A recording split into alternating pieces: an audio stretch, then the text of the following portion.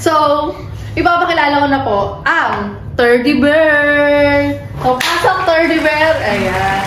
O sige, ito po ang ating model ngayon, guys. So, nung mga nakaraan kasi, sobrang busy tayo. Tapos, hindi ko alam yung mga eksena dapat pala, ito na lang din yung ginawa kong more on content about dito sa aking salon. So, by the way, magpakilala na ba ako? Ay, hindi pa pala ako nagpakilala. Ang sabi ko lang, this is Jose Maestra Barbera Salon. So, magpapakilala ako, this is Maestra, or you can call me Mircel. I am the salon owner of Jose Maestra Barbera Salon. So, this is Teddy Bear, ayan. So, siya po ay i-makeover na.